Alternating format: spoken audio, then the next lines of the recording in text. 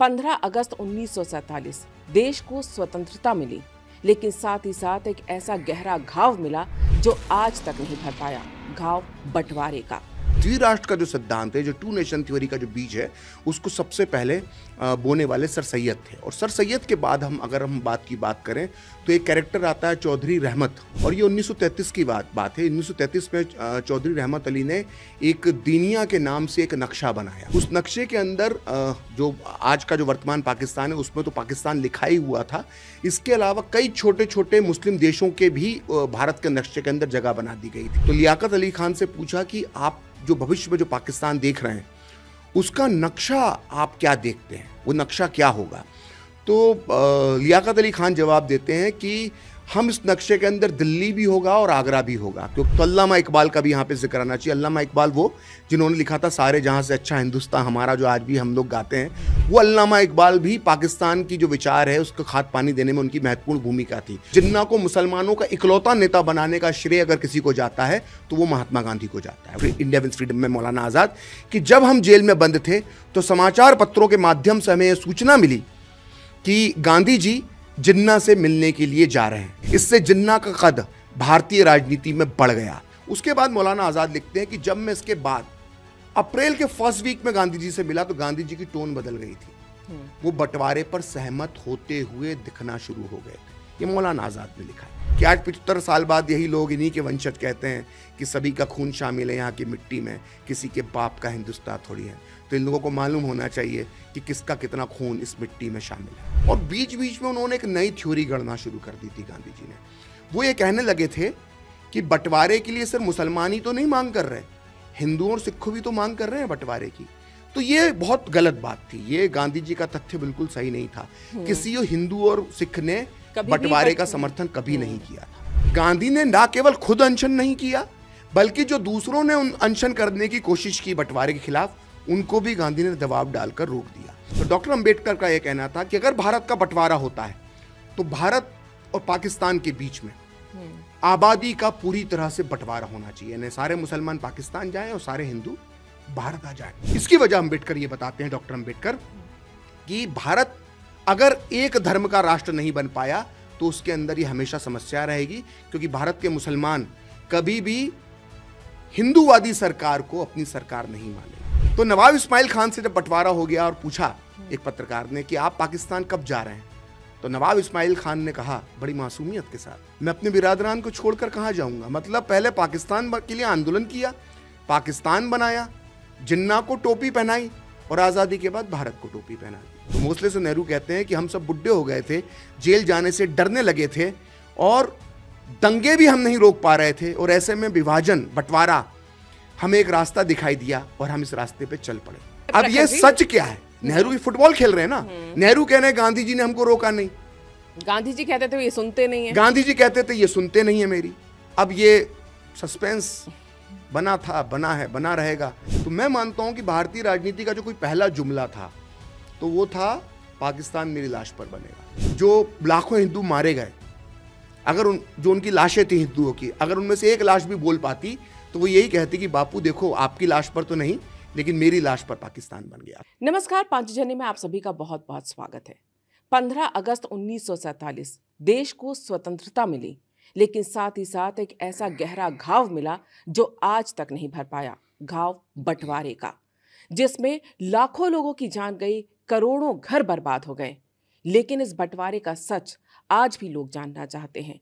क्या ये बंटवारा रोका जा सकता था? बंटवारा क्यों हुआ?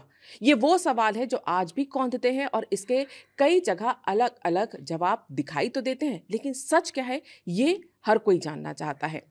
और आज हम इसी पर चर्चा करेंगे, टू द पॉइंट बात करेंगे। और इस पर चर्चा करने के लिए हमारे साथ हैं वरिष्ठ पत्रकार और प्रसिद्ध पुस्तक हेराम के लेखक प्रखर श्रीवास्तव। प्रखर जी, आपका बहुत बहुत स्वागत है। जो सवाल सबसे पहला मैं आपसे यही करूंगी, आपने हेराम में भी इसका उल्लेख किया है, बंटवारे का जो दर्द है जो आज भी देश झेल रहा है, विभाजन की विभीषिका का दंश भारत में आज भी लोग झेल रहे हैं और उसको याद भी किया जाता है। लेकिन बंटवारे की ये नींव रखी कब गई थी? सबसे पहला सवाल तो यही है। जी बिल्कुल, क्योंकि जब भी हम बंटवारे की बात करते हैं तो हमें उसका बेस मालूम होना चाहिए, उसकी नींव कहाँ रखी गई और किसने रखी और विभाजन के गुनहगार कौन थे। इसकी शुरुआत अगर हम करते हैं तो मैं बहुत लंबी भूमिका ना बांधते हुए सीधे एक ऐसे व्यक्ति का नाम लेना चाहूँगा जिसे आज भी भारतीय मुसलमानों के अंदर रिफॉर्मर माना जाता है, और उनका नाम है सर सैयद अहमद, जिन्होंने अलीगढ़ मुस्लिम विश्वविद्यालय की स्थापना करी थी। तो सबसे पहले अगर द्विराष्ट्र का सिद्धांत है, जो टू नेशन थ्योरी हम देते हैं, तो उसकी विचारधारा के जनक, उसको खाद, उसको पानी देने वाला कोई व्यक्ति भारत में सबसे पहले था, आधुनिक भारत में, तो वो सर सैयद थे। तो सर सैयद के अगर हम कानपुर और मेरठ के अगर हम भाषण देखें जो उन्होंने 1880 के दशक में दिए थे, उन दोनों भाषणों में, चाहे वो कानपुर का हो चाहे वो मेरठ का हो, उन भाषणों के अंदर वो ये साफ कहते हैं कि मुसलमान और हिंदू दो अलग अलग नेशन हैं, दो अलग अलग देश हैं, और ये एक साथ नहीं रह सकते हैं। और अंग्रेज़ जब भारत छोड़कर चले जाएंगे तो हमारे बीच में तलवार से एक युद्ध होना चाहिए, और जो तलवार से युद्ध जीतेगा वही भारत का असली शासन करने वाला होगा। इसके अलावा वो एक भाषण के अंदर ये कहते हैं कि जब ये फैसला जो है कलम से नहीं तलवार से होगा, और चूंकि हमें अनुभव है इस देश में 600-700 साल शासन करने का, इसलिए हमको ये हुकूमत मिलना चाहिए। तो द्विराष्ट्र का जो सिद्धांत है, जो टू नेशन थ्योरी का जो बीज है, उसको सबसे पहले बोने वाले सर सैयद थे। और सर सैयद के बाद अगर हम बात करें तो एक कैरेक्टर आता है चौधरी रहमत अली, और ये उस समय ऑक्सफोर्ड में पढ़ते थे, लंदन में पढ़ते थे, और इन्होंने सबसे पहले पाकिस्तान शब्द का नाम दिया। और ये 1933 की बात है। 1933 में चौधरी रहमत अली ने एक दीनिया के नाम से एक नक्शा बनाया। वो नक्शा आप उसको सर्च करेंगे गूगल पे मिल जाएगा। उस नक्शे के अंदर जो आज का जो वर्तमान पाकिस्तान है उसमें तो पाकिस्तान लिखा ही हुआ था, इसके अलावा कई छोटे छोटे मुस्लिम देशों के भी भारत के नक्शे के अंदर जगह बना दी गई थी। जैसे सिद्दीकिस्तान, एक पूरा इलाका जहाँ पे मुस्लिम बहुल था, पश्चिमी उत्तर प्रदेश और राजस्थान का एक हिस्सा मिला के वो, मोगलिस्तान केरल के अंदर, बंगिस्तान जो बांग्लादेश और वर्तमान पश्चिम बंगाल हमारा है उसको मिला के, तो ऐसे कई पाकिस्तान उसके अंदर बनाए गए थे। तो 1933 में चौधरी रहमत अली पहली बार जो है वो पाकिस्तान शब्द का इस्तेमाल करते हैं। लेकिन जो अमली जामा जो पाकिस्तान को पहनाया गया मार्च 1940 में, जब लाहौर डिक्लेरेशन प्रस्ताव मुस्लिम लीग पास करती है, मोहम्मद अली जिन्ना उस प्रस्ताव को पास करते हैं। तो उस जब प्रस्ताव वो पास होता है तो उसको लाहौर डिक्लेरेशन कहा गया, लाहौर घोषणा पत्र। लेकिन उस वक्त के जो भारतीय अखबार थे उन्होंने उसको पाकिस्तान की घोषणा के नाम से अगले दिन छापा, तो इस तरह से वो पाकिस्तान की घोषणा कहलाते हैं। तो जब वो 1940 के अंदर मार्च महीने के अंदर जब पाकिस्तान का जो घोषणा की गई लाहौर के अंदर, तो उस वक्त भी पाकिस्तान का नक्शा तय नहीं था। तो एक रिपोर्टर ने उस वक्त लियाकत अली खान से पूछा, जो लियाकत अली खान मुस्लिम लीग के नंबर 2 नेता थे और बाद में पाकिस्तान के पहले प्रधानमंत्री बने। तो लियाकत अली खान से पूछा कि आप जो भविष्य में जो पाकिस्तान देख रहे हैं उसका नक्शा आप क्या देखते हैं, वो नक्शा क्या होगा? तो लियाकत अली खान जवाब देते हैं कि हम इस नक्शे के अंदर दिल्ली भी होगा और आगरा भी होगा, क्योंकि ये मुगल काल की जो हमारी गौरवशाली निशानियां हैं। तो बेसिकली जो पाकिस्तान का थॉट जो 1940 में था, उसमें जो पाकिस्तान का नक्शा मुस्लिम लीग जिन्ना ने देखा था, वो बेसिकली भारत का जो उत्तरी इलाका है, मतलब आगरा से ऊपर का जो भारत है, जिसमें पश्चिमी उत्तर प्रदेश आता है, जिसमें दिल्ली आता है, हरियाणा, पंजाब और कश्मीर तक, और जो भी वर्तमान पाकिस्तान, ये पूरा हिस्सा पाकिस्तान के नक्शे के तौर पर देखा जाता है। साफ कहें तो जो मुगलों का जो शासन था उत्तर भारत के हिस्से में, क्योंकि दक्षिण भारत में लंबे समय तक मुगल काबिज नहीं रह पाए, तो जो उत्तर भारत जो पूरा था मुगलिया सल्तनत का जो नक्शा था, करीब करीब पाकिस्तान की कल्पना उस नक्शे के हिसाब से की गई थी 1940 में। और नीचे का जो दक्षिण भारत था उसे हिंदुस्तान हिंदुओं के लिए छोड़ने की बात की गई थी। तो ये पाकिस्तान की शुरुआती कहानी जो मैंने अभी आपको बताई वही है। लेकिन इस पूरी कहानी में अगर हम बात करें जिन्ना की, उनका रोल कहाँ से शुरू होता है? क्योंकि वो इतने बड़े नेता थे नहीं कि पाकिस्तान के वजीर आजम के बारे में 1940 में कोई सोच नहीं सकता था कि वजीर आजम एक देश बना के उसके वजीर आजम बन जाएंगे। किस तरह से जिन्ना ने पाकिस्तान की जड़ें मजबूत करना शुरू की और कब से?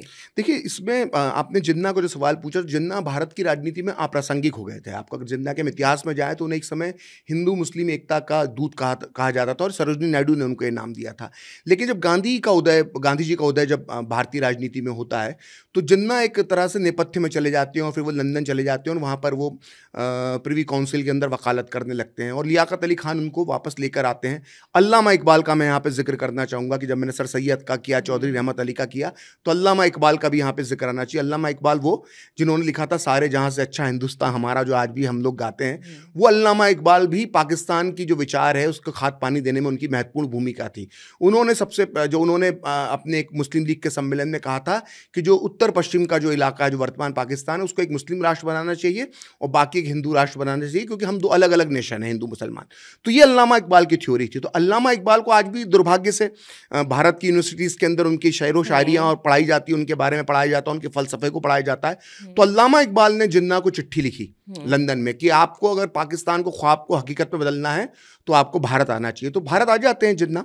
लेकिन जिन्ना 1937 का जो चुनाव, अंग्रेज जो पहला चुनाव करवाते हैं भारत में, उसमें मुस्लिम लीग को सफलता नहीं मिलती है। जैसा मैंने बताया 40 के अंदर जिन्ना जो है पाकिस्तान प्रस्ताव की घोषणा करते हैं लाहौर में, लेकिन तब भी उस पाकिस्तान के प्रस्ताव को कोई बहुत गंभीरता से नहीं ले रहा होता है। मतलब भले ही वो कितनी भी बात करे, लेकिन उसकी गंभीरता का एहसास ना देश को था, ना अंग्रेजों का था, ना ही कांग्रेस को उस वक्त तक था। यहां पर जिन्ना को प्रासंगिक बनाने का, या जिन्ना को लोकप्रिय करने का, या जिन्ना को मुसलमानों का इकलौता नेता बनाने का श्रेय अगर किसी को जाता है तो वो महात्मा गांधी को जाता है। वो कैसे जाता है वो मैं आपको तथ्यों, तर्कों और सबूतों के साथ बताता हूं। देखिए 1942 के आंदोलन के बाद जब महात्मा गांधी गिरफ्तार हो गए तो उसके बाद उन्हें पुणे के प्रिंस आगा खान महल के अंदर रखा गया। तो वहाँ पर जब उनकी तबीयत बिगड़ गई और उन्होंने अनशन किया और कस्तूरबा जी की जब मृत्यु हो गई तो अंग्रेज़ों ने उन्हें समय से पहले रिहा कर दिया। लेकिन कांग्रेस के जो बाकी नेता थे, जो कार्य समिति के बाकी सदस्य थे, नेहरू, पटेल, मौलाना आज़ाद, बाकी अन्य कृपलानी वगैरह जो बड़े नेता थे, वो अभी भी कैदी थे। सिर्फ गांधी जी को अंग्रेज़ों ने छोड़ दिया। तो गांधी जी ने बिना किसी से सलाह किए 1944 के आसपास जिन्ना को एक पत्र लिखा, और उस पत्र की शुरुआत में जिन्ना को गांधी जी संबोधित करते हैं। वो लिखते हैं, गांधी जी, प्रिय कायदे आजम। तो कायदे आजम जो जिन्ना के नाम के साथ जुड़ा, जैसे महात्मा गांधी के साथ महात्मा जुड़ा है या राष्ट्रपिता जुड़ा है, ऐसे जिन्ना के नाम के आगे कायदे आजम जुड़ा है। तो एक कायदे आजम शब्द देने वाला कोई व्यक्ति था तो वो हमारे बापू थे, वो राष्ट्रपिता महात्मा गांधी थे, जिन्होंने उनको कायदे आजम कहा। तो उन्होंने पत्र लिखा, प्रिय कायदे आजम, मैं आपसे मिलना चाहता हूं। और जिन्ना के साथ उन्होंने, जो जिन्ना का घर था, मतलब जिन्ना को किसी न्यूट्रल प्लेस पे भी मिलने नहीं बुलाया। जिन्ना का जो घर आज भी मौजूद है मुंबई में, उस मुंबई में उस घर के अंदर गांधी जी जिन्ना से मिलने गए, और एक नहीं और कई बार वो उस दौर में उन्होंने जिन्ना के साथ जब मुलाकातें की तो इससे जिन्ना का कद बढ़ गया। भारतीय राजनीति में जिन्ना गांधी के बराबर उनके समर्थक उनको पेश करने लगे। और ये बात कोई प्रखर श्रीवास्तव नहीं कह रहा, क्योंकि अगर ये बात मैं कहूंगा तो कोई भी कह सकता है कि आप इतनी बड़ी बात कैसे कह सकते हैं कि गांधी ने जिन्ना का कद बढ़ाया। तो इस जगह पर मैं इस बात को साबित करने के लिए मैं एक ऐसे व्यक्ति का सहारा लेना चाहूंगा जिसकी निष्पक्षता पर कोई संदेह नहीं कर सकता, और उसका नाम है मौलाना अबुल कलाम आज़ाद। मौलाना अबुल कलाम आज़ाद अपनी पुस्तक इंडिया विंस फ्रीडम में लिखते हैं कि जब हम जेल में बंद थे, जब वो अहमदनगर के किले में जब बंद थे, तो लिखते हैं इंडिया विंस फ्रीडम में मौलाना आज़ाद कि जब हम जेल में बंद थे तो समाचार पत्रों के माध्यम से हमें यह सूचना मिली कि गांधी जी जिन्ना से मिलने के लिए जा रहे हैं। मुझे यह देखकर बहुत दुख हुआ कि गांधी जी जिन्ना से इस तरह से मिलने जा रहे हैं। इससे जिन्ना का कद भारतीय राजनीति में बढ़ गया। भारतीय मुसलमानों को यह लगा कि जिस व्यक्ति जिन्ना के पीछे गांधी इस तरह से पीछे पीछे भाग रहे हैं, जरूर एक वो बड़ा नेता होगा। इसकी वजह से भारत के मुसलमान जिन्ना को अपना नेता मानने लगे। अगर गांधी जी जिन्ना से ये मुलाकात नहीं करते तो जिन्ना का वो प्रभाव स्थापित नहीं हो पाता जो भारतीय राजनीति में स्थापित हो गया। ये मैं नहीं कह रहा, ये मौलाना आज़ाद ने लिखा है। तो जिन्ना के साथ जो गांधी ने मुलाकात की, उस मुलाकात की वजह से जो है वो जिन्ना का कद एकदम से जो है भारतीय राजनीति में एकदम उफान पर पहुंच गया, ऊंचा बढ़ गया। और भारतीय मुसलमानों को लगने लगा कि जिस व्यक्ति का पीछा, जिस व्यक्ति की मनुहार महात्मा गांधी जैसा बड़ा व्यक्तित्व करता है तो वो व्यक्ति भी बड़ा होगा। ये मानकर भारतीय मुसलमानों ने जिन्ना को अपना नेता 1944-45 के आसपास मान लिया। तो इसके लिए कहीं ना कहीं गांधी जी जिम्मेदार थे। पर गांधी जी ने कायदे आजम कहा क्यों, और आखिर जिन्ना के पीछे भागने के लिए वो मजबूर क्यों हुए, क्या वजह थी उसकी? ये आज तक रहस्य, ये कोई समझ नहीं पाया कि वो ऐसा क्यों किया, क्योंकि उस वक्त ऐसा नहीं था कि जिन्ना की जो मांग थी, पाकिस्तान की मांग, उसको बहुत जन समर्थन हासिल था, या मुसलमान भी उस वक्त उसको उनको इतना समर्थन दे रहे थे लेकिन गांधी जी ने क्यों क्यों मिले, ये शायद समझ से परे, शायद इसलिए कि उनको सलाह देने वाले उस वक्त लोग मौजूद नहीं थे, क्योंकि ज़्यादातर कांग्रेस का जो मैंने बताया पूरा नेतृत्व जो है वो जेल के अंदर बंद था और गांधी जी अकेले बाहर थे। तो ऐसे में एक व्यक्ति थे सी राजगोपालाचारी। सी राजगोपालाचारी जो थे वो गांधी जी के अभिन्न मित्र थे, साथ में गांधी जी के समधी भी थे। गांधी जी के बेटे देवदास गांधी की शादी उनकी बेटी लक्ष्मी के साथ हुई थी, तो उनका एक अभिन्न रिश्ता था। और सी राजगोपालाचारी जो भारत के दूसरे गवर्नर जनरल बने, उन्होंने भारत छोड़ो आंदोलन का विरोध किया था, तो इसलिए उनको अंग्रेजों ने गिरफ्तार नहीं किया था। तो उन्होंने गांधी जी को प्रेरित किया कि आपको जिन्ना से मुलाकात करना चाहिए, तो शायद वो उस प्रभाव में गांधी जी जिन्ना से मिलने को तैयार हो गए। अगर बात की जाए, आपने 40 की बात की, 40 के दशक की ही अगर हम बात करें तो जो 45 और 46 के चुनाव है, जिन पे सबसे पहले आपने ही चर्चा शुरू जी। की थी और इनको इस पूरी खबर को चर्चा में लाए थे, क्योंकि उससे पहले बहुत ज़्यादा बातचीत नहीं होती थी, ना ही इन चुनावों के बारे में किसी को बहुत ज़्यादा पता था। ये जो 45 और 46 के चुनाव हैं, ये किस तरह से पाकिस्तान की जो का वजूद हुआ था, पैदा किया गया था, अस्तित्व को लाने में कहाँ तक और कितनी बड़ी भूमिका निभाता है, कितना बड़ा टर्निंग पॉइंट था ये? देखिए, सबसे बड़ा टर्निंग पॉइंट पाकिस्तान के निर्माण में अगर कुछ है तो 1945-46 का चुनाव है। और 1945-46 के चुनाव की जब मैं आपने बात की, तो मैंने जब इसका पहली बार उल्लेख करना शुरू किया 2017-18 के आसपास, तो लोग उस वक्त सवाल उठाते थे कि ये तो इस तरह के चुनाव हुए ही नहीं होंगे, अंग्रेज क्यों चुनाव करवाते थे। वो इसलिए कि लोगों की गलती नहीं मानता मैं उसमें, असल में हमारे जो वामपंथी इतिहासकार थे, उन्होंने भारतीय इतिहास की पुस्तकों में, जो आधुनिक भारत के इतिहास की पुस्तकें हैं, उसमें 1945 और 46 के चुनाव को सिर्फ 1.5 या 2 पैराग्राफ में बताकर वो आराम से पतली गली से निकल गए। क्योंकि अगर 1945 और 46 के चुनाव और उन चुनाव के नतीजों की हम विस्तार से जब चर्चा करें और जब हम उसको बताएं, अगर उसको हम इतिहास में दर्ज करें, तो उससे भारत के एक बहुत बड़े वर्ग को, जो भारत में आबादी का एक 14-15% की आबादी में हिस्सा रखता है, मुस्लिम वर्ग, वो अनकंफर्टेबल फील करेगा, वो अनईजी फील करेगा। इसलिए भारतीय इतिहास के अंदर 1945-46 के चुनाव को दबाया जाता है, उसकी चर्चा नहीं की जाती है। और मैं उसका सच बताता हूँ, तो 1945-46 के जब चुनाव हुए तो उसके अंदर चुनाव में 2 मुख्य पार्टियां आमने सामने थी। एक मुस्लिम लीग थी, दूसरी कांग्रेस थी। मुस्लिम लीग का घोषणा पत्र पूरी तरह से जो था वो पाकिस्तान पर था। कांग्रेस का जो पूरा घोषणा पत्र था वो अखंड भारत की बात करता था, यानी एक भारत की बात करता था। कोई बिजली सड़क पानी का मुद्दा नहीं था, मुद्दा सिर्फ पाकिस्तान और अखंड भारत, यही 2 मुद्दे थे। इन चुनावों में सीधे सीधे मुकाबला था। इन चुनावों के अंदर अंग्रेजों ने एक नियम के तहत मुस्लिम रिजर्व सीटें रखी थी। तो मुस्लिम रिजर्व सीटों का मतलब ये, जैसे अभी वर्तमान में रिजर्व सीटें होती हैं एसटी और एससी के लिए या महिलाओं के लिए, लेकिन उससे अलग होती थी।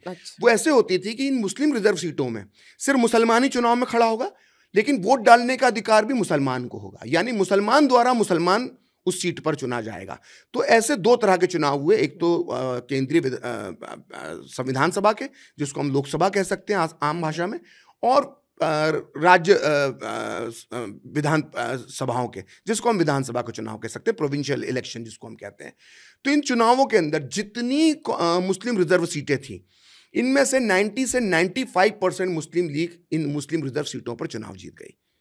तो और सबसे अच्छा परफॉर्मेंस जो मुस्लिम लीग का था वो भारतीय इलाके में था। जब मैं भारतीय इलाके की बात करता हूं तो मैं वर्तमान जो भारत का नक्शा है, मैं यहां की बात करता हूं। उत्तर प्रदेश में करीब करीब सभी रिजर्व मुस्लिम सीटें जो थी वो मुस्लिम लीग जीत गई। बंगाल में जितनी मुस्लिम रिजर्व सीटें थी वो करीब करीब पूरी की पूरी मुस्लिम लीग जीत गई। बिहार में जितनी मुस्लिम रिजर्व सीटें थी वो करीब करीब पूरी मुस्लिम लीग जीत गई। महाराष्ट्र, जो उस समय बॉम्बे प्रेसिडेंसी कहा जाता था, उसमें पूरी रिजर्व सीटें मुस्लिम लीग जीत गई। यहाँ तक कि आश्चर्य आपको होगा कि दक्षिण भारत, जिसको हम उस वक्त मद्रास प्रेसिडेंसी कहा जाता था, उसकी समस्त रिजर्व सीटें मुस्लिम लीग जीत गई।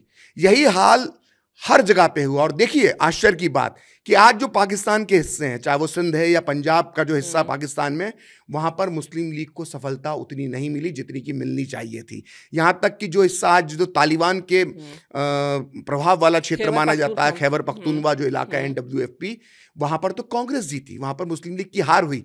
तो मुस्लिम लीग को सफलता कहां मिली? भारतीय इलाके में। तो मुस्लिम लीग को वोट देने वाले कौन थे? भारतीय मुसलमान। तो भारतीय मुसलमानों ने मुस्लिम लीग को वोट दिया। इस्लामाबाद, रावलपिंडी, पेशावर, लाहौर, कराची, यहाँ के मुसलमानों ने पाकिस्तान को वोट नहीं दिया। पाकिस्तान के लिए, मुस्लिम लीग के लिए जिन्ना के समर्थन में वोट देने वाले थे भारत में रहने वाले मुसलमान, लखनऊ के मुसलमान, भोपाल के मुसलमान, आगरा के मुसलमान, अलीगढ़ के मुसलमान, मुंबई के मुसलमान, बिहार, पटना के मुसलमान, बंगाल के मुसलमान, यहां तक कि मद्रास, बेंगलोर और केरल के मुसलमान, इन लोगों ने मुस्लिम लीग को वोट दिया। 90% मुसलमानों ने मुस्लिम लीग को वोट दिया और इनमें से ज्यादातर मुसलमान आजादी के बाद भारत में ही रहे, पाकिस्तान नहीं गए। तो ये कटु सत्य है। आप सुन लीजिए जी, कि मुस्लिम लीग के टिकट पर मोहम्मद अली जिन्ना लाहौर, पेशावर, कराची से चुनाव नहीं जीते थे, वो मुंबई की बायकला सीट से चुनाव जीते थे। पाकिस्तान के पहले प्रधानमंत्री लियाकत अली खान उत्तर प्रदेश से चुनाव जीते थे। तो जो पाकिस्तान बनाने वाले सारे बड़े नेता थे वो सब भारतीय क्षेत्रों से चुनाव जीते। बेगम एजाज रसूल जो बाद में कांग्रेस में शामिल हो गई, वो उत्तर प्रदेश। चौधरी खलीकुज्जमा चौधरी जो पाकिस्तान मुस्लिम लीग के पहले अध्यक्ष बने, वो उत्तर प्रदेश से चुनाव जीते। नवाब बहादुर पोकर साहिब वो मद्रास से चुनाव जीते। एक इस्माइल खान साहब थे, वो मेरठ से चुनाव जीते। तो पूरी मुस्लिम लीग की लीडरशिप जो थी बड़ी, वो भारत के इलाकों से चुनाव जीती और इनमें से कोई पाकिस्तान नहीं गया। और हैरत की बात है कि आज 75 साल बाद यही लोग, इन्हीं के वंशज, कहते हैं कि सभी का खून शामिल है यहाँ की मिट्टी में, किसी के बाप का हिंदुस्तान थोड़ी है। तो इन लोगों को मालूम होना चाहिए कि किसका कितना खून इस मिट्टी में शामिल है। और ये वही लोग थे जिन्होंने पाकिस्तान के नाम पर जो वोट दिए थे और मुस्लिम लीग को जिताया था, क्योंकि जैसा कि आपने बताया कि चुनाव का मुद्दा ही ये था कि पाकिस्तान बनाया जाएगा। ये बात बिल्कुल सही है, लेकिन अगर इस पूरे सिनेरियो के बाद देखें, ये जो चुनाव हो जाते हैं, मुस्लिम लीग जीत जाती है और 46 से ही भारत की स्वतंत्रता की बात शुरू होती है। ब्रिटिश बात करना शुरू कर देते हैं। 46 से लेकर 47 तक, आज़ादी के बीच तक एक पूरा ठीक ठाक समय था जब कांग्रेस भी इस बात पे अड़ सकती थी कि हम विभाजन नहीं चाहते हैं, क्योंकि देश का विभाजन, कांग्रेस तो अखंड भारत की बात कर रही थी, चुनाव भी उन्होंने इसी तरह से लड़ा था। फिर आखिर कांग्रेस को क्यों मानना पड़ा? देखिए, ये इसको लेकर भी बहुत सारी भ्रांतियां हैं और कई बार इसकी सच्चाई लोग खुलकर बोलते नहीं हैं। शायद डर लगता है लोगों को सच्चाई बोलने में।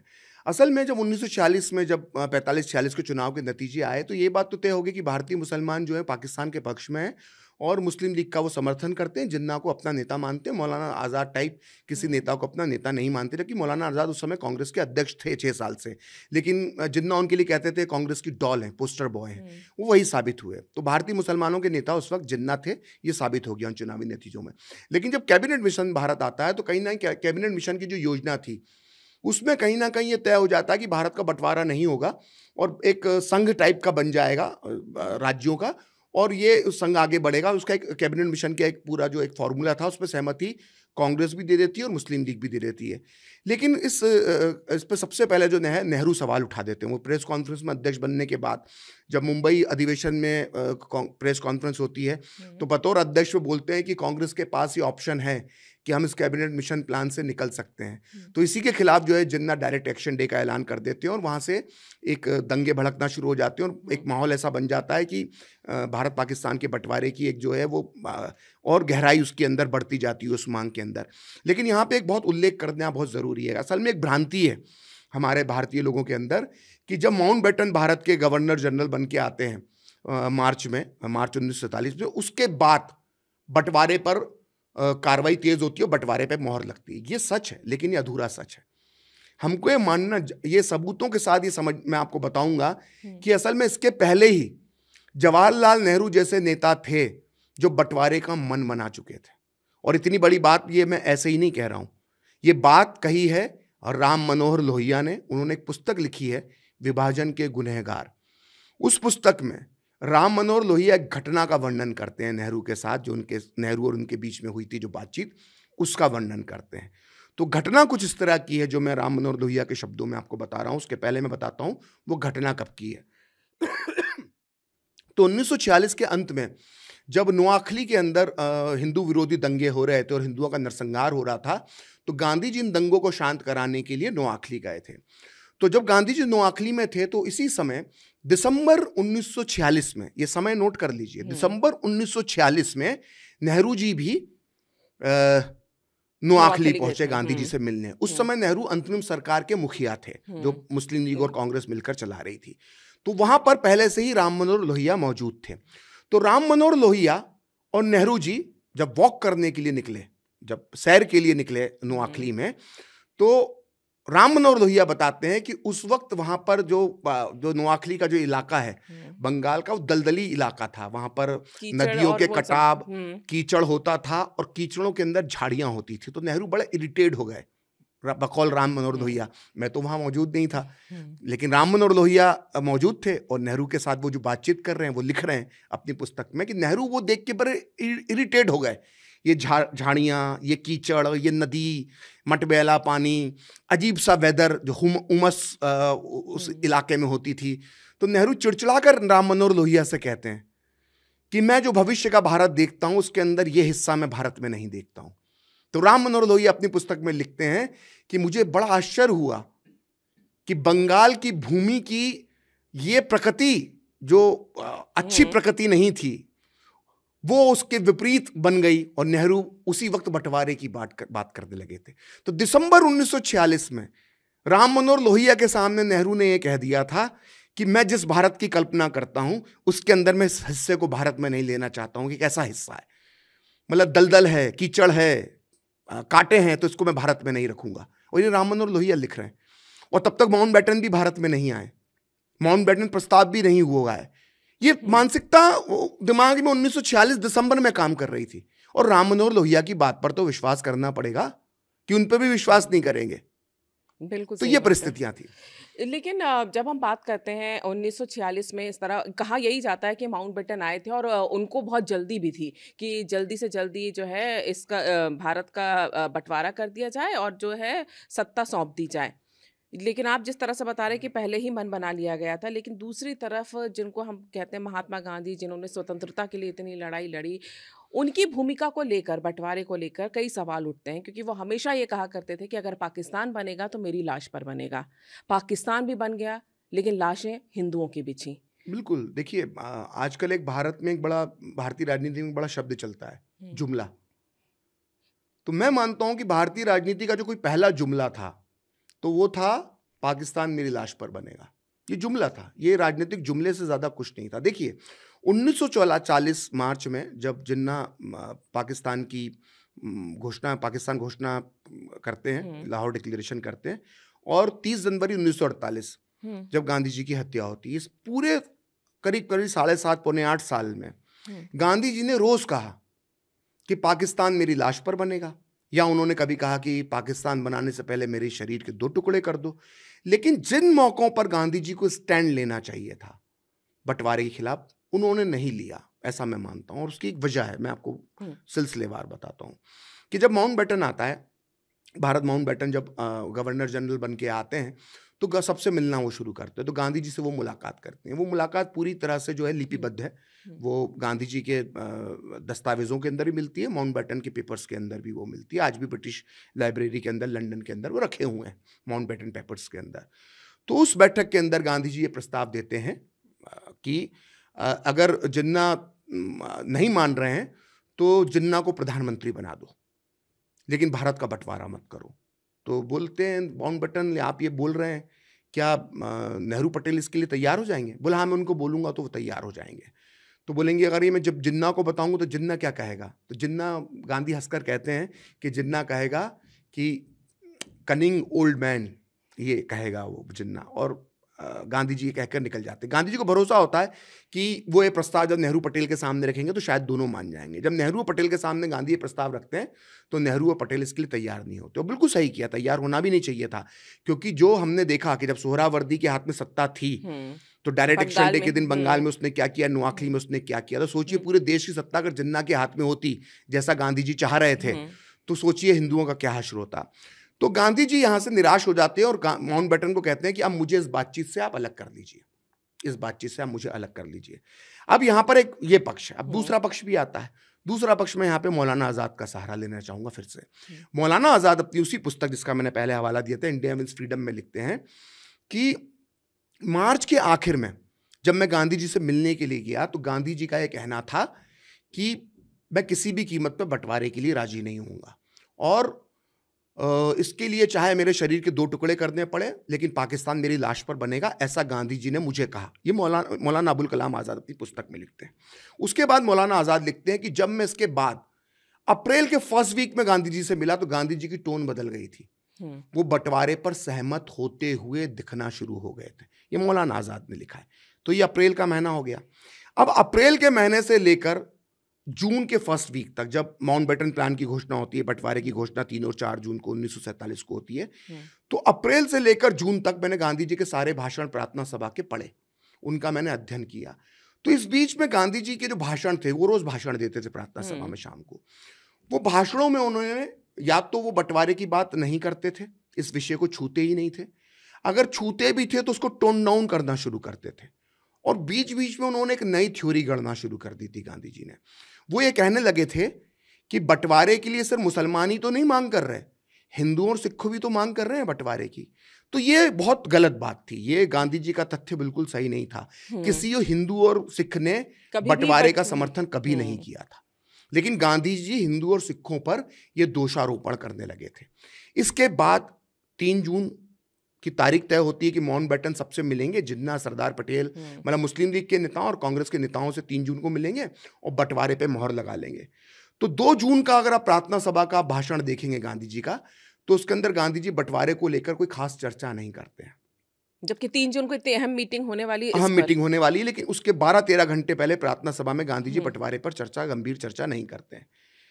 जब 3 जून को उस बैठक के अंदर बंटवारे पर मोहर लग जाती है, ये तैयार हो जाते हैं, तो गांधी को मिलने के लिए बुलाते हैं माउंटबेटन। तो उस दिन गांधी जी का मौन व्रत होता है।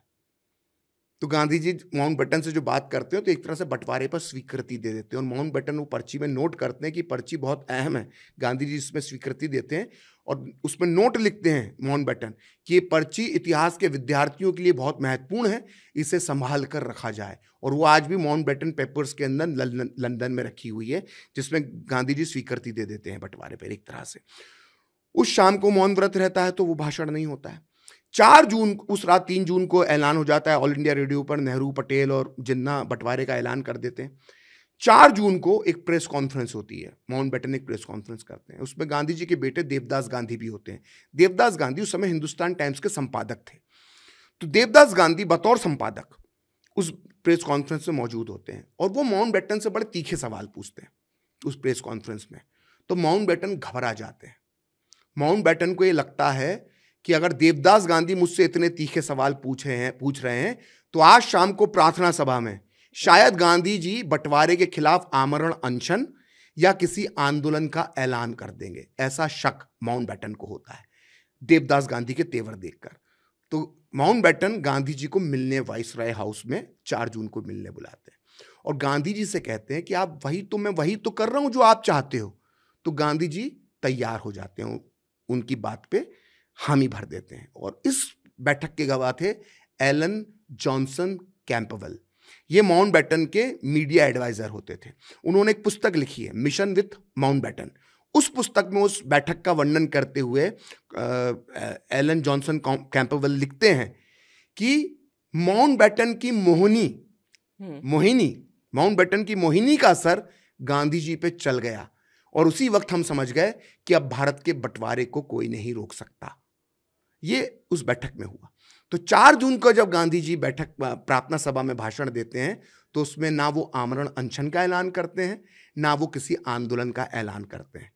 तो बड़ी तीखी प्रतिक्रिया होती है गांधी के जो फॉलोअर्स थे उनके बीच में कि बापू ना तो आमरण अनशन का ऐलान कर रहे हैं, ना कोई आंदोलन का ऐलान कर रहे हैं। तो कई लोग चिट्ठियां लिखते हैं। तो गांधी जी उस चिट्ठियों को पढ़कर कहते हैं कि हिंदुओं ने भी तो, सिखों ने भी तो बंटवारा मांगा था, और अगर ये फैसला उस वक्त की हमारी कांग्रेस के नेताओं ने किया है तो मैं इस फैसले को कैसे पलट सकता हूं।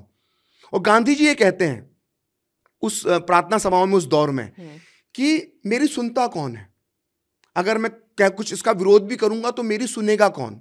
तो मेरा यहां पर सवाल है कि जो मोहनदास करमचंद गांधी, जिन्हें महात्मा गांधी के नाम से जानते हैं, राष्ट्रपिता के नाम से जानते हैं, जब वो धोती पहनकर, जिसको हम अधनंगा फकीर कहते हैं, वो धोती पहनकर दुनिया की सबसे ताकतवर सत्ता जो टेम्स नदी के किनारे लंदन में बैठी हुई थी, उससे वो व्यक्ति लोहा ले सकता है 3 दशक तक, 30 साल तक।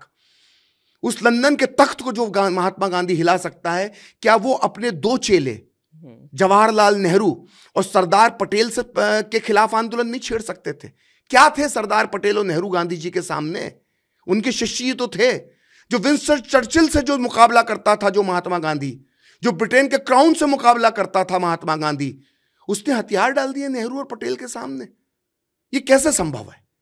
तो गांधी जी ने कोई आमरण अनशन और इसका ऐलान नहीं किया, और जो उनके शिष्य थे जिन्होंने आमरण अनशन और आंदोलन का ऐलान भी किया, उनको भी गांधी ने रोका। तो एक दंपत्ति था, वो गांधी जी का बड़ा फॉलोअर था, तो उसने गांधी जी जहाँ पे वाल्मीकि बस्ती है, जहाँ पे हम झंडे वाला, जहाँ पे हम पॉडकास्ट दे रहे हैं, इसी के पास में वाल्मीकि बस्ती है, यहाँ से कुछ मीटर की दूरी जी।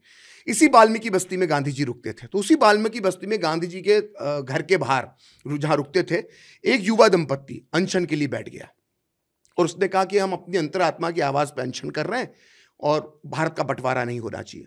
तो गांधी ने उनको बड़े उल्हाने दिए, बड़े ताने दिए, बड़े टॉन्ट कसे, और गांधी जी ने ये तक कहा उनके लिए कि हर किसी की अंतरात्मा की आवाज नहीं होती, यानी अंतरात्मा की आवाज सिर्फ उनकी थी। गांधी जी ने कैसे अनशन किए आजादी के पहले? कभी अंतरात्मा की आवाज पे, कभी ईश्वरीय प्रेरणा से, कभी किसी पे, कभी ट्रेन डीरेल हो गई तो अनशन कर दिया, कभी कुछ हो गया तो अनशन कर लिया। पुणे में जो उन्होंने आखिरी अनशन किया था आजादी के पहले, वो क्यों किया था वो तो किसी को नहीं मालूम, लेकिन अनशन किया उन्होंने। तो अनशन वो करते थे, लेकिन सवाल ये है, ये इतिहासकारों का अध्ययन करना चाहिए जो अभी तक नहीं किया गया, कि बंटवारे जैसे अहम विषय पर, इतने बड़े मुद्दे पर गांधी ने अनशन क्यों नहीं किया। तो जब वो दंपत्ति अनशन पर बैठा, तो गांधी जी जब उनको लाने दिए तो वो दंपत्ति बड़ा नाराज हुआ। उन्होंने कहा उन दंपत्ति ने कि क्या सिर्फ बापू की अंतरात्मा की आवाज है, क्या हमारी अंतरात्मा की आवाज नहीं है? तो फाइनली गांधी ने उन पर इतना दबाव डाला कि उन्होंने अनशन तोड़ना पड़ा। तो कहने का मतलब यह है कि गांधी ने ना केवल खुद अनशन नहीं किया, बल्कि जो दूसरों ने उन अनशन करने की कोशिश की बंटवारे के खिलाफ, उनको भी गांधी ने दबाव डालकर रोक दिया। तो इस तरह से गांधी जी ने उस पूरे चीजों को दबाया, और गांधी ने बार बार ये बहाना बनाया कि मेरी सुनता कौन है, कांग्रेस में मेरी कोई नहीं सुनता। अब इसके बाद आती है 14-15-16 जून, जब कांग्रेस की अखिल भारतीय कार्य समिति की बैठक हुई, जिसके अंदर बंटवारे पे मोहर लगनी थी। उस बैठक के अंदर देखिए, कांग्रेस एक मंच था, और उस बैठक के अंदर हिंदूवादी नेता भी उस कांग्रेस के होते थे, जैसे पंडित मदन मोहन मालवीय भी हिंदूवादी नेता थे। उसी तरह से उस बैठक में तो खैर वो नहीं थे क्योंकि उनका देहांत हो चुका था, लेकिन हमारे पीडी टंडन, पुरुषोत्तम दास टंडन जिन्हें भारत रत्न मिला, वो उस बैठक में थे, और ऐसे कई नेता थे जो इस बंटवारे का विरोध कर रहे थे। तो पीडी टंडन ने जो 14 जून को जो बंटवारे के लिए जो बैठक हुई कांग्रेस अखिल भारतीय कमेटी की, उसमें पीडी टंडन ने ऐतिहासिक भाषण दिया। तो माहौल जो है वो बंटवारे के खिलाफ बन गया। इसके बाद बोलने के लिए खड़े हुए खान अब्दुल गफ्फार खान, जिन्हें हम सीमांत गांधी, फ्रंटियर गांधी कहते हैं। तो उनका हिस्सा तो पाकिस्तान में जाने वाला था, और खान अब्दुल गफ्फार खान 6.5 फीट के थे, पठान, चौड़े, लंबे चौड़े नेता। तो वो भाषण देते देते रोने लगे उस बैठक में, और उन्होंने कहा कि आप लोगों ने हमें भेड़ियों के हवाले कर दिया। और ये कहकर जो सीमांत गांधी थे, खान अब्दुल गफ्फार खान, वो फूट फूट के रोने लगे। मतलब सोचिए, 6.5 फीट का पठान रोने लगा। तो ये देख के माहौल जो है वो बिल्कुल बंटवारे के खिलाफ हो गया, और जो खान अब्दुल गफ्फार खान ने जो कहा था वो सच हुआ, क्योंकि आज़ादी के बाद वो बंटवारे के बाद वो पाकिस्तान में रह गए, और अपने पूरे जीवन में, वो शायद 1988 में उनका देहांत होता है, पूरे वो 41 साल तक ज्यादातर समय पाकिस्तान की सरकारों ने उन्हें नजरबंदी में रखा या जेलों में रखा। तो उन्होंने जो कहा था कि आप हमें भेड़ियों के सामने डाल रहे हैं, वो सच साबित। और फिर वो आखिरी समय में अफगानिस्तान में रहे। बिल्कुल, वो हम उनके गुनहगार हैं, हम भारत के लोग, ये कांग्रेस पार्टी और हर भारतवासी खान अब्दुल गफ्फार खान का गुनहगार है कि हमने पे बंटवारा होने दिया। तो ये जो माहौल बना बंटवारे के खिलाफ, तो नेहरू और पटेल घबरा गए। इनको लगा कि ये तो बंटवारे के खिलाफ माहौल बन गया है। तो ये 15 तारीख को गांधी जी को बैठक में लेकर आ गए। गांधी जी को बैठक में लाने का प्लान नहीं था, गांधी जी बैठक में आ गए, और गांधी जी कांग्रेस के सदस्य भी नहीं थे, कांग्रेस की सदस्यता छोड़ चुके थे 30 के दशक में ही। तो गांधी जी उस बैठक में आ जाते हैं, अचानक उनको गांधी जी को बुलाया जाता है, और गांधी जी बैठक में जो भाषण देते हैं उसमें वो कहते हैं कि वही बात, हिंदुओं ने भी तो मांगा था पाकिस्तान, सिखों ने भी तो मांगा था, और पीडी टंडन जैसे नेताओं की तरफ इशारा करके कहते हैं, हिंदूवादी नेताओं की तरफ इशारा करके, कि आप लोग भी तो पाकिस्तान चाहते थे, आप भी तो अपना हिंदू राष्ट्र बनाना चाहते हो। ऐसे भाषण दे देकर उन्होंने पूरा जो माहौल था वो बंटवारे के पक्ष में कर दिया, और इस प्रकार बंटवारे पे मोहर लग गई, और बंटवारा, भारत का बंटवारा तय हो गया।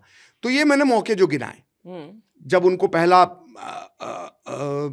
जून के फर्स्ट वीक में जब गांधी को स्टैंड लेना चाहिए था, या 14, 15, 16 जून को स्टैंड लेना चाहिए था और कहना चाहिए था कि पाकिस्तान मेरी लाश पर बनेगा, तब गांधी ने ऐसा नहीं कहा। लेकिन इसके अलावा वो हर समय कहते रहे कि पाकिस्तान मेरी लाश पर बनेगा, लेकिन जब उन्हें कहना चाहिए था तब उन्होंने नहीं कहा। तो इसलिए मैं बार बार कहता हूं, हर मंच पर कहता हूं कि अगर जो लाखों हिंदू मारे गए, अगर जो उनकी लाशें थी हिंदुओं की, अगर उनमें से एक लाश भी बोल पाती तो वो यही कहती कि बापू देखो, आपकी लाश पर तो नहीं लेकिन मेरी लाश पर पाकिस्तान बन गया। तो ये गांधी की एक बंटवारे के अंदर एक बड़ी भूमिका थी। ये तय बात है कि गांधी जी अगर अनशन करते और उसका असर बिल्कुल डेफिनेटली होता, क्योंकि जब जब उन्होंने अनशन किया है अपनी बात मनवा कर ही वो रहे थे। और ये शोध का विषय वाकई है, इतिहासकारों को इस बात पे पता करना चाहिए कि आखिर गांधी जी ने इस मामले पे जो इतना बड़ा देश के टुकड़े करने का जो मुद्दा था उस पर उन्होंने अनशन नहीं किया। लेकिन प्रखर जी, सवाल यही उठता है, जो ट्रेनें आई हमने देखा लाखों लोगों की जान गई, कई लोग विस्थापित हुए, आज भी विभाजन की उस विभीषिका का दर्द झेलने वाली उनके बाद की पीढ़ियां भी हमारे सामने मौजूद हैं। और जब जब वो बात आती है हर किसी की आंखें नम हो जाती हैं। और जो बात कही जाती है कि हिंदुओं ने या सिखों ने विभाजन मांगा था या बंटवारे के पक्ष में थे, ये बात कोई मानने को तैयार नहीं होगा, क्योंकि सारे हमारे पास तो फर्स्ट हैंड अकाउंट भी है। पांचजन्य ने विभाजन की विभीषिका पे एक डॉक्यूमेंट्री भी तैयार की है जिसमें उन लोगों के इंटरव्यूज लिए गए हैं जो विभाजन के दौरान आए थे और उनका जो अकाउंट्स हैं, आंखों देखा हाल उन्होंने बताया था। और उन्होंने बताया था कोई हिंदू नहीं चाहता था। दर्शकों से भी बोलेंगे कि आप जाके ये हमारे इसी चैनल पर देखिएगा विभाजन की विभीषिका और उस दर्द को आप महसूस कर पाएंगे। सवाल यही उठता है कि विभाजन तो हुआ, लेकिन उस विभाजन के बाद भारत की सरकार ने कुछ सीख ली, और क्या आज हम उस विभाजन से कुछ सीख ले सकते हैं? देखिए, हमने विभाजन हो गया 14 अगस्त 1947 को भारत का विभाजन हो गया जब पाकिस्तान बन गया। लेकिन उसके 24 घंटे बाद भी हमने उससे सबक नहीं सीखा। देखिए, सबसे बड़ा सबक हमें जो उस वक्त जो करना चाहिए था, कई लोगों को बुरा लग सकती है मेरी बात, लेकिन बहुत नैतिक तौर पर ही मैं बात कह रहा हूँ और ये नैतिकता का सिद्धांत है जिस पे बात मैं कह रहा हूँ। और इस बात को डॉक्टर अंबेडकर ने भी कहा है कि बंटवारा धर्म के आधार पर हुआ था। भारतीय मुसलमानों ने पाकिस्तान पर मोहर लगाई थी, पाकिस्तान के पक्ष में वोट दिया था।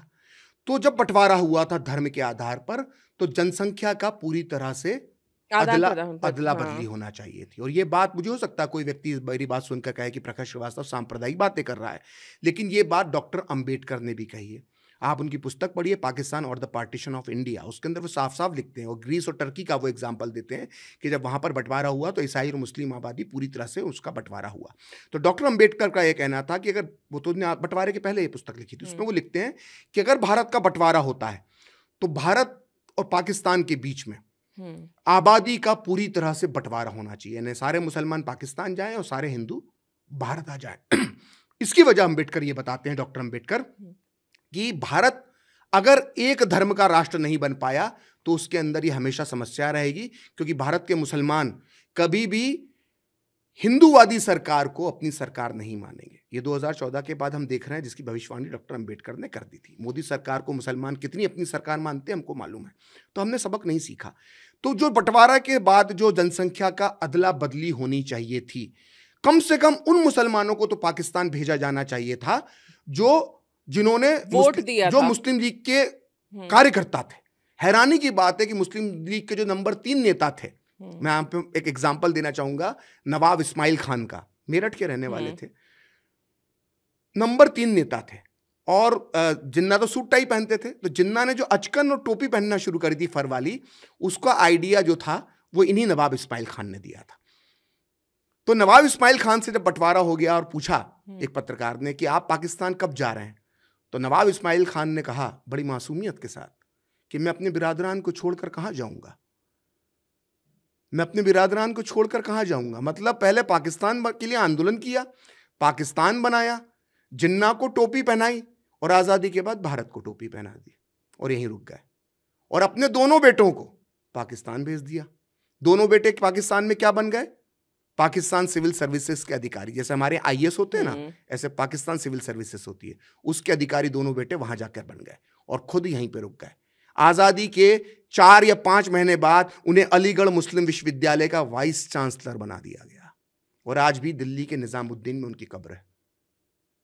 और ऐसे एक नवाब इस्माइल खान नहीं है, बेगम एजाज रसूल, उनका इंटरव्यू आज भी ऑक्सफोर्ड की लाइब्रेरी के अंदर पड़ा हुआ है, जो 80 के दशक में दिया था। मैंने सुना है वो इंटरव्यू, ऑडियो इंटरव्यू है। उसमें पत्रकार ने उनसे जो रिसर्चर ने उनसे पूछा कि आप पाकिस्तान, जब आपको जाना ही नहीं था, आप यूपी के मुसलमान थे, आपको पहले दिन से मालूम था कि उत्तर प्रदेश जो है कभी पाकिस्तान का हिस्सा नहीं बनेगा, तो आपने फिर भी पाकिस्तान का समर्थन क्यों किया? तो बेगम एजाज रसूल बड़ी मासूमियत से कहती हैं कि हमने अपने उत्तर पश्चिम यानी पाकिस्तान जो है वहां के बिरादरान के लिए यहां के बिरादरान ने अपनी कुर्बानी दी, और हम इसलिए पाकिस्तान नहीं गए कि अपने बिरादरान को छोड़कर कहां जाते। बेगम एजाज रसूल को बाद में वो कांग्रेस में शामिल हो गई, कांग्रेस ने उनको राज्यसभा भेजा, टिकट देकर उत्तर प्रदेश में विधायक बनाया। ना केवल विधायक बनाया बल्कि उत्तर प्रदेश के अंदर वो अल्पसंख्यक मामलों की मंत्री भी बनी। इतना ही नहीं, अखिल भारतीय हॉकी महिला हॉकी फेडरेशन जो भारत की है उसकी वो अध्यक्ष बनी। और तो और अटल बिहारी वाजपेयी की सरकार ने, एनडीए की सरकार ने उनको पद्म भूषण दिया। किस बात का पद्म भूषण? पाकिस्तान बनाने के लिए पद्म भूषण। तो ये स्थिति है, ये कोई पाकिस्तान नहीं गए। हसरत मोहानी के बारे में बताता हूं। हसरत मोहानी कौन? ये गुलाम अली की गजल है, चुपके चुपके रातों दिन आंसू बहाना याद है। ये नहीं हसरत मोहानी ने लिखी है, ये मुस्लिम लीग के नेता थे, संविधान सभा में मुस्लिम लीग के टिकट पर चुनाव जीत के आए थे। ये आजादी के बाद यहीं रहे। ऐसे जाने कितने नेता हैं जो गए नहीं, ना कार्यकर्ता गए। तो इन्हीं के लिए सरदार पटेल ने कहा था, जो ने 3 जनवरी कलकत्ता में भाषण दिया तो 1948 में, कि ये 3-3.5 करोड़ मुसलमान जो भारत में पड़े हैं ये एक रात में कैसे बदल गए। तो ये जनसंख्या का बंटवारा, अदला बदली पूरी तरह से होना चाहिए थी। ये सबक हमने उस वक्त नहीं सीखा।